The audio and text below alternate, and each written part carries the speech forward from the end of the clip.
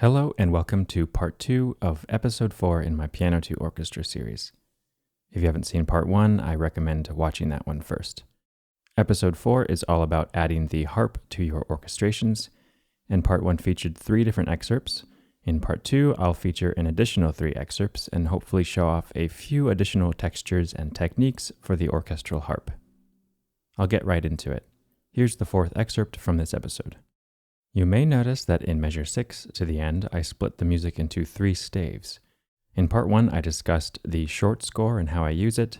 This notation here in excerpt 4 is really more of a short score than a piano piece, as it would be impossible for one pianist to play. As I continue this video series, I'll be looking occasionally at different ways to brainstorm orchestral music, including through the use of a short score. The other thing to notice here is that I have a clear foreground motivic idea, outlined in red, and the rest of the music is rhythmic harmonic support using mostly chordal harmonies. The entire 10-measure excerpt is one large crescendo landing on a triple forte D major chord. Even without hearing this, you can assume that the full orchestra will need to be involved, and in terms of the harp, the most obvious textural role would be glissandi up and down the register to create a wall of sound. Otherwise, it won't be heard against the full orchestra at these dynamics. Okay, let's listen to the piano short score.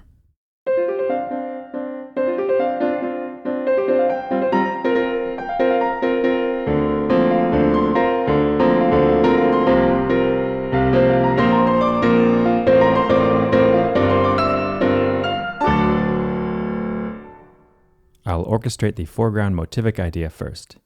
Notice that there are sort of 2 halves to this idea. The first half features 16th notes, and the second half slows down those rhythms and is a bit more lyrical. Because I want to start with a medium dynamic, perhaps I'll give this opening part to woodwinds, and then let strings and even trumpet perhaps enter in the second half.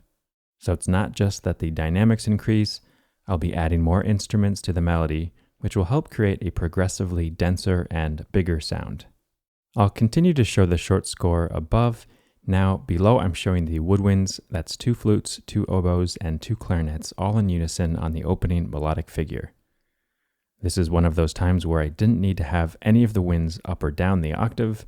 Partly this is because the line has quite a large range, and if I were to start the flutes, for instance, up the octave, they would just about run out of room in their highest register before long. Plus, there's a nice intense unison sound that I achieve with the winds in this configuration. Here's what they sound like on these 4 measures.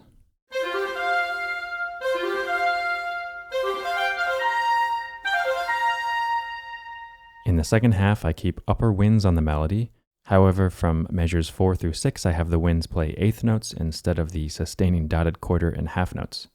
So the melody is still there, but instead of holding the downbeats of measures 5 and 6, the winds play 8th notes using the same chordal harmonies in a sort of up and down motion configuration. I did this to maintain the energy and momentum of the piece. To be honest, originally I had them play the line with sustaining notes, but after I'd orchestrated the entire thing, I realized that I was losing quite a bit of energy in those moments. Thus, I made the change. Let's hear how the winds sound on this passage.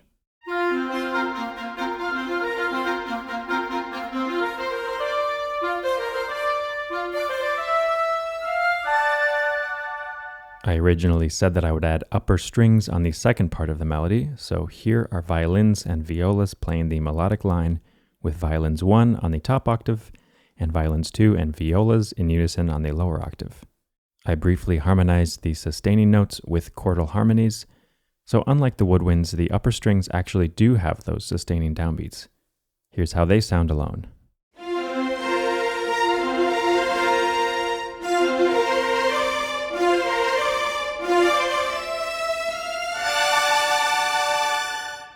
And lastly, I have trumpet 1 doubling on the melody in just the last 2 measures. Here's the melody for measures 4 through 10 with winds, strings, and trumpet.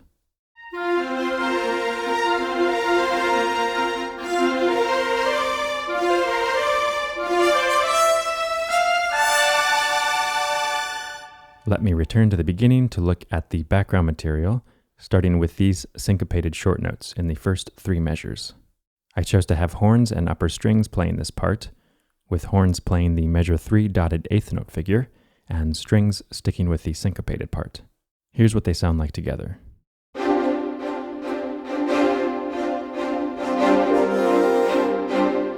The important thing to note here is that to exaggerate the crescendo throughout the entire passage, you don't want to have everyone playing in the beginning. I start with a subset of the orchestra, and then as the range expands outwards, I add instruments so that the number of players is gradually increasing as the dynamics are increasing. I'll look now at the low winds, brass, and low strings, all of the instruments that are on the background part. Notice that in the short score there is an upper register background part and also a descending low register background part in octaves. That upper register part starts in horns, which I've already looked at with upper strings. Then the horns continue this part in the second half, and they are joined with trumpets. But like the upper woodwinds, I give the trumpets alternating up and down eighth notes. I also bring in trombones right below the horns in measure 7. So then on the lower register background part, I have low winds and low strings in octaves. Putting these parts together, here's what this sounds like.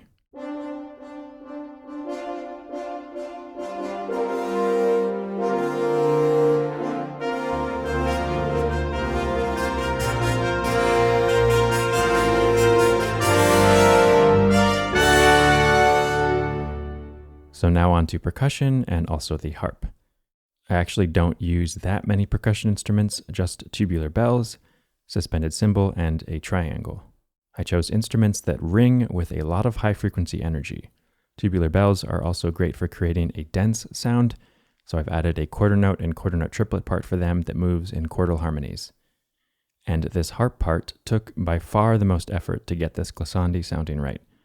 I didn't use a pre-composed glissando sample patch or anything. I wrote in each MIDI note by hand. You can see that the harpist would be moving their hands back and forth quite a bit to get that lush harp glissando sound. Here's how these instruments sound together.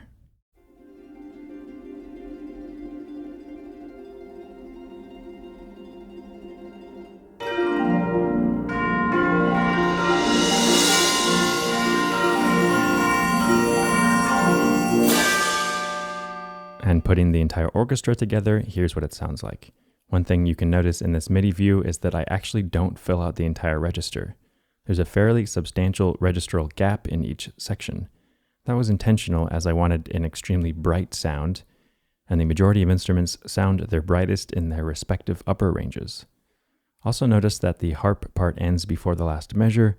That's because there's a harmonic shift up to D major in the music, and the pedal tuning would be suddenly very different for the harp, and it's just easier if I have them dampen the strings at that moment. So here it is.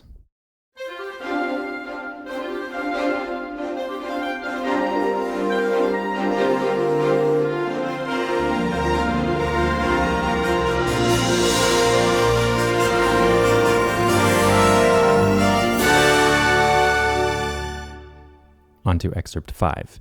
This one is much simpler in terms of the complexity of texture in the piano part. Here's the piano version.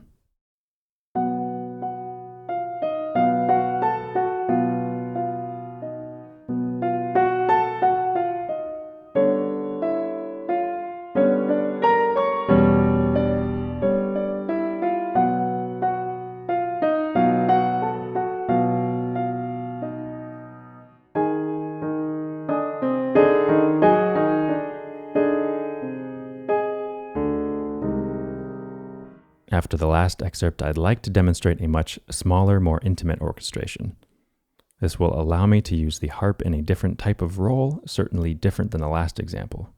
Let me first break this excerpt up into 4 sections. The first section features a simple melody based on the B acoustic scale over a repeating pedal chord of the root and fifth.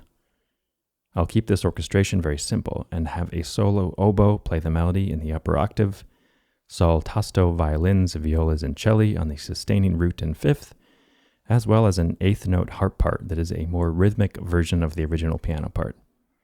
I also have crotales accenting a few of the melodic notes and suspended cymbal on the first downbeat. Lastly, I have a solo bassist pizzicatoing on the root, which highlights that original left hand of the piano rhythm. Let's hear these 4 measures. On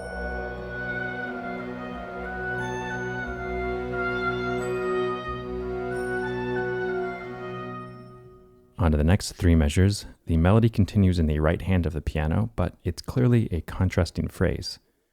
After being grounded in B for the first four measures, it immediately moves to G major with a similar G acoustic scale pitch collection in the melody. Then to E minor briefly, and then back to G. The three-measure phrase also features a crescendo to forte and diminuendo back to piano.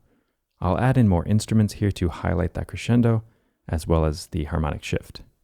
I added an English horn an octave below the oboe on the melody, and I also have violins join in on that melody too.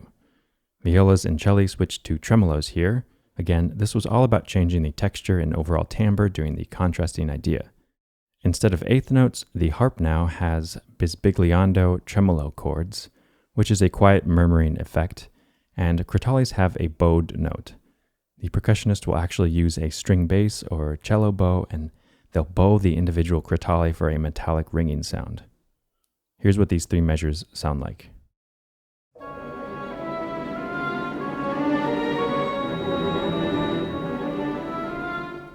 The next three measures bring us back to the opening idea, and I basically have the same exact orchestration. I'll jump ahead to the last four measures. Here, that same melody is transposed to A flat, and the left and right hands sort of flip. So now the right hand has root and fifth chords, and the melody is in the left hand. Because of the registral shift in melody versus accompaniment, I wanted this moment in the orchestration to feature a significant timbral change. I have violas, celli, and a solo bassoon on the melody, with basses joining in on the last measure. Here's what that sounds like.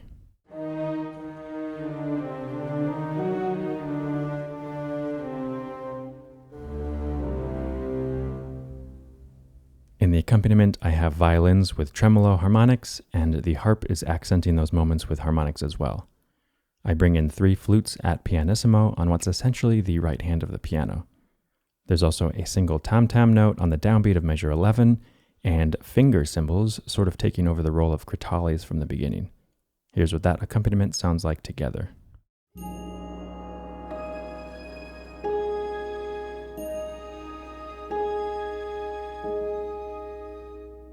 So here is the ending altogether.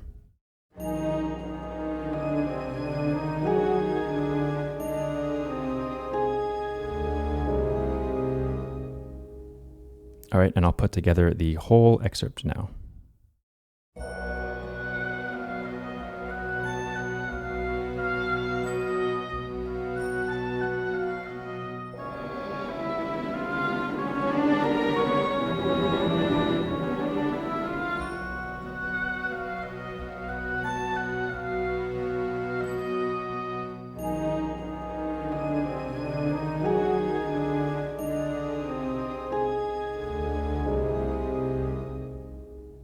I made a second orchestration of this excerpt. I'll start by showing the score, and then I'll show the MIDI in a moment. So this version features a solo piccolo on the opening melody. This is an octave above the oboe melody from the last version. I've given the piccolo a few grace note ornaments to make this melody sound a bit more folk-like. In the accompaniment, I have violins playing those root and fifth chords as tremolos, but I've also shifted them up several octaves from the original piano version. In this orchestration, I definitely played around quite a bit with the register, with some interesting results. The harp has harmonics with a middle ground texture that adds a new rhythmic element that wasn't in the original piano version. I also have an arpeggiated piano part, and just two percussion parts, a scraped cymbal and a single triangle hit. In the second section, I bring in more flutes and an English horn doubling on the piccolo melody. I also bring in a much fuller low woodwind section, moving from that G chord to the E minor chord, which is doubled by low strings.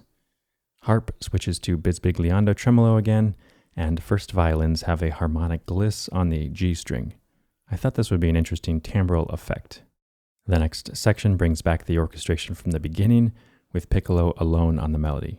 In the final four measures, I have bassoons and solo low strings on the melody, with the section low strings playing sol ponticello tremolos, and the upper strings playing harmonic tremolos. The harp is playing harmonics here as well, the same as my previous version. I also have a pianissimo rolled tam-tam note throughout these 4 measures. It's kind of fun to try different combinations of instruments, especially in the percussion section, but also different instrumental techniques like solfeggio and harmonics. I'll show the MIDI now and play this orchestration from the beginning. You'll notice that I slowed down the tempo just a bit from that previous version.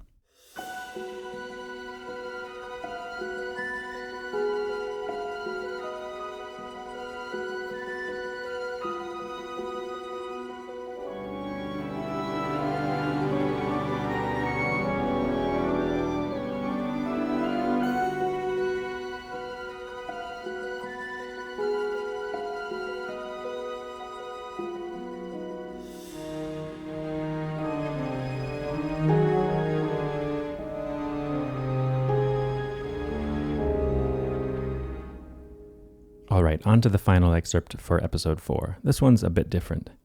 I wrote a very simple arpeggiated piano texture that alternates between 2 chords, a G sharp minor chord and an E major chord.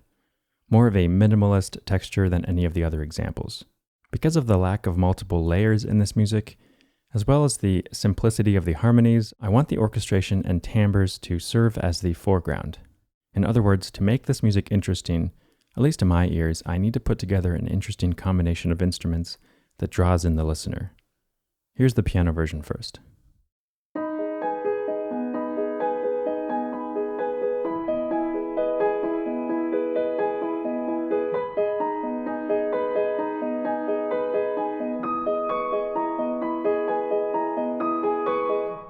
In my first orchestration, I kept things as simple and straightforward as possible. As I've been focusing on how to use the harp in this episode, I copied the original piano music into the harp part, and I have glockenspiel, vibraphone, and piano all accenting a few of the highest notes of the music, essentially the downbeats every time the meter changes. This helps to punctuate the meter, and rhythmically it plays off from that constant 8th note pulse in the harp. The glockenspiel, vibraphone, and piano all either have long ringing sustains or have sustain pedals that allows the sound to ring for an extended period of time. So I think they fit together well here. It's a nice combination of timbres. I also have suspended cymbal highlighting the downbeats of measures 1 and 7. Here's what this version sounds like.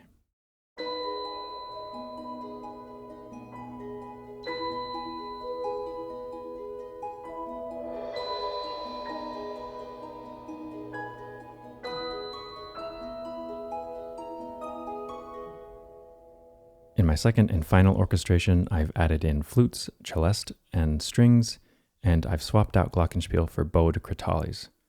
The celeste takes the harp part, and the 3 flutes sort of double this 8th note part.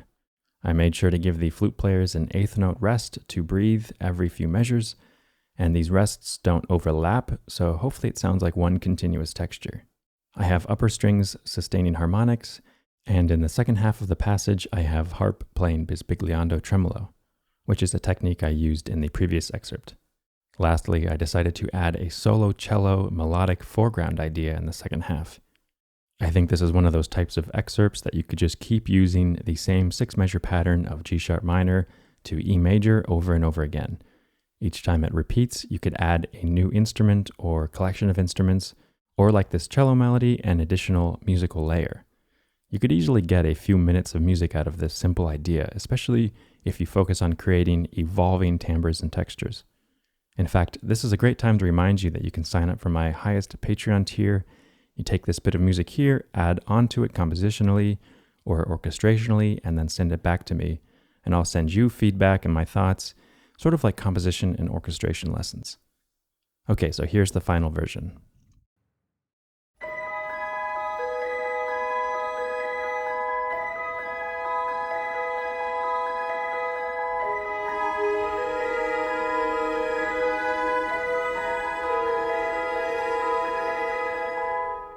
I hope you've enjoyed this video and episode 4 of this series. Thanks so much for watching, and don't forget to click the like button and comment below. I always appreciate the comments, and I try to respond to everyone, so if you have questions, please leave a note. Thanks, and see you next time.